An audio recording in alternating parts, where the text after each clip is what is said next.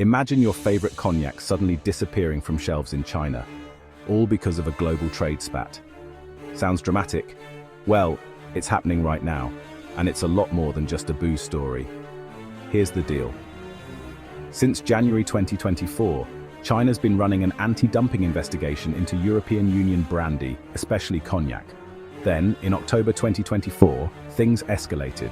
China slapped temporary tariffs on EU brandy, averaging nearly 35%, with some cognacs facing up to 39%. The impact? EU cognac exports to China collapsed by a whopping 70% practically overnight. This isn't just a headache for French producers, it's a financial gut punch. Rémy Cointreau, one of the top cognac makers, watched its share price nosedive by 20%.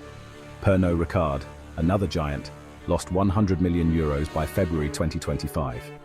Investors are spooked, the stock market's jumpy, and everyone's anxiously watching the calendar.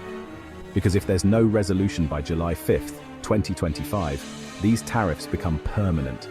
That could force EU cognac almost entirely out of China, one of the world's biggest luxury markets. But cognac's just one piece of a much bigger puzzle.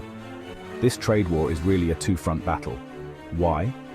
Because it's tied directly to electric vehicles. See, the EU slapped 50% tariffs on Chinese EVs in late 2023, saying they were unfairly subsidized. China hit back by targeting European brandy, and now, Beijing's making it clear. Settle the cognac tariffs and the EV tariffs together, or neither gets solved. It's a classic bit of geopolitical chess. So what does this mean for the companies caught in the middle?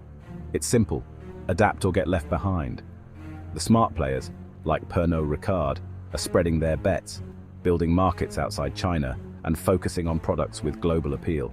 The ones who put all their eggs in the China basket, they're in real trouble. Investors are watching all this like hawks. There's a clear fork in the road. If the EU and China strike a deal, especially something like a minimum import price, share prices could bounce back fast. But if they don't, expect a long, painful slump for Europe's top spirits brands. There's a bigger lesson here.